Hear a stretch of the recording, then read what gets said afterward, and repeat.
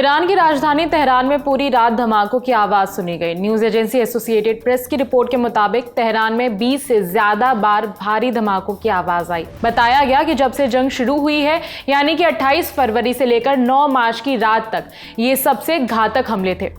Reuters के मुताबिक Israeli और अमेरिकी हमलों में अब तक 1300 से ज्यादा लोगों की मौत हो चुकी है और 1000 से ज्यादा लोग घायल हैं। अमेरिकी राष्ट्रपति डोनाल्ड ट्रंप का दावा है कि उन्होंने ईरान के 46 जहाज डुबो दिए हैं। ट्रंप ने कहा कि ईरान की नेवी खत्म हो चुकी है, बिल्कुल समुद्र के नीचे आ गई है। क्या आपको यकीन होगा कि हमने उनके 46 जहाजों को खत्म कर दिया है? 46 जहाज। हालांकि मैं इस हरकत पर गुस्सा हुआ था। मैंने अपने लोगों से कहा था कि ये करने की क्या जरूरत थी। हम उनके जहाज को कब्जे में ले सकते थे, बाद में उनका इस्तेमाल कर सकते थे। तुमने उन्हें डुबो क्यों दिया? इस पर उन्होंने कहा, सर, डुबाने में ज्यादा मजा आता है। इस तरह हमने उनके 46 शिप डुबो दिए और उनके आतंकवादी नेता भी जा चुके हैं। इसके अलावा बताया गया कि बीती रात अमेरिकी हमलों से ईरान की राजधानी तेहरान दहल गई। एसोसिएटेड प्रेस की रिपोर्ट के मुताबिक तेहरान में 9 मार्च की रात करीब आधे घंटे तक लगातार बमबारी हुई है। प्रत्यक्षदर्शियों ने बताया कि कई इलाकों की बिजली भी काट दी गई है।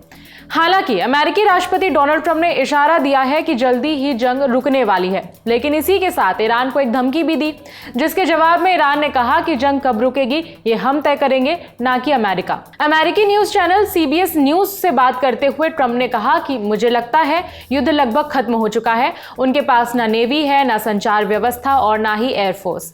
अगर आप देखें तो उनके पास कुछ भी नहीं बचा है। सैन्य दृष्टि से तो कुछ भी नहीं है। जंग शुरू होने के बाद ईरान ने धमकी दी थी कि स्ट्रेट ऑफ हॉर्मुज को वो बंद कर देंगे और अगर उस रास्ते से कोई भी शिप गुजरता है तो उसे जला दिया जाएगा।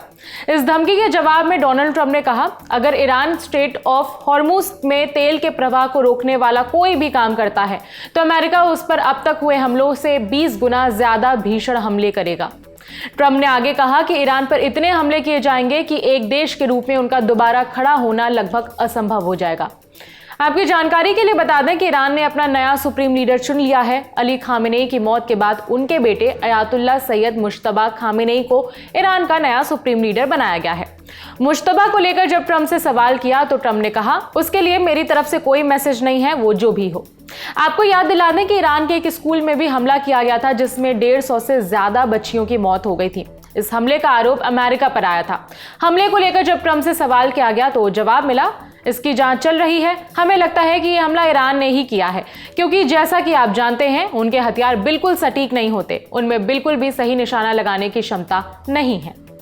लगातार हमलों के बाद ट्रंप का कहना है कि जंग जल्दी ही रुकेगी। हालांकि ईरान सीज फायर के मूड में नहीं है। ईरान ने कहा कि जंग कब रुकेगी इसका फैसला वो खुद लेंगे, अमेरिका नहीं। जो भी अपडेट होगा हम आप तक पहुंचाते रहेंगे। इस खबर में इतना ही। मेरा नाम है विभावरी। देखते रहिए दी ललन टॉप।